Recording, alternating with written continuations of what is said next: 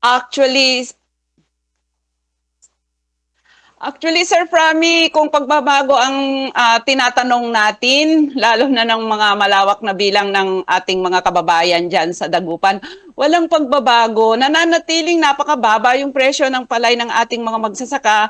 Nananatili yung mga problema ng ating mga magsasaka na napakataas yung cost of production at ganun din ay yung mga binabanggit ng Department of Agriculture na BBM na ihihinto yung pag-i-import para tataas ang presyo ng palay ng ating mga magsasaka.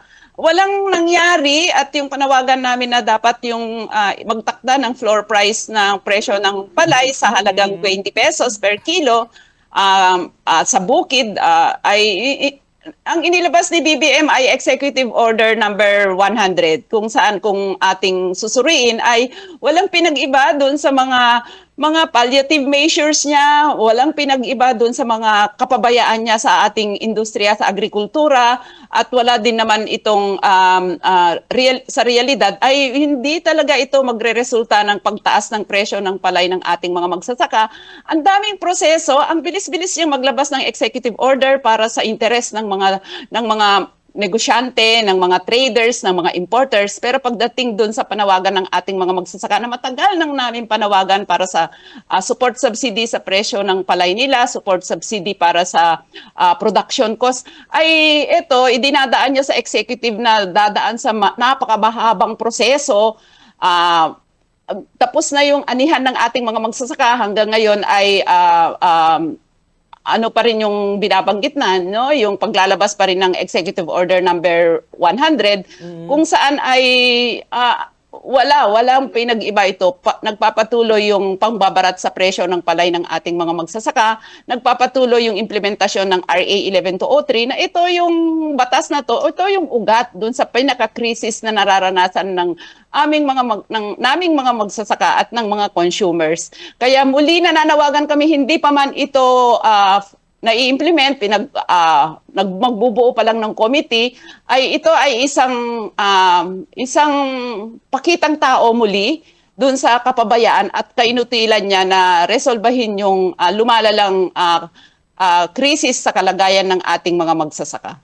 So, ibig sabihin po man na ngayon ay kukunti na lamang po yung mga nag-harvest, so wala na pong no, parang wala na pong silbi na magkaroon pa po ng mga floor price pa po sa mga palay po natin kasi marami na po na ibenta po ng ating mga magsaka. So, what's next po regarding po dyan, Ma'am Cathy, dahil parang nagiging siklo lamang po ito ng nangyayari po sa pagtatanim, pag-harvest ng ating po mga farmers at ang laging lugi for mga farmers po natin. Tama, sa panahon ni BBM sa loob ng 3 years niya sa panunungkulan ay cycle na itong krisis na nararanasan natin sa napakataas na presyo ng pagkain, lalong-lalo na ng bigas, habang tuloy-tuloy na binabarat, tuloy-tuloy yung pagkalugi ng ating mga magsasaka sa kanilang pagtatanim. Kaya panawagan pa rin namin, Sir Prami, ay yung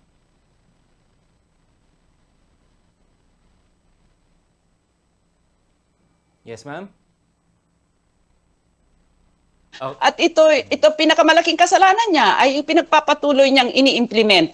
Kaya nananawagan kami na repeal RA 11203 o yung Rice Liberalization Law. Ibalik yung role at function ng NFA na mamili directly sa ating mga magsasaka. Sa at least 20% dun sa ating national production ay mabili ng NFA sa mataas na presyo, yung minimum 20 pesos per kilo, dry skin, yan. Tapos para sa clean and dry ay at least 23 to 25 pesos per kilo. Hanggat hindi ginagawa yan ng gobyerno, umiikot tayo dun sa Executive Order number 100, Executive Order number 101 na wala itong mararating, no? Wala itong mararating na tulong sa ating mga magsasaka.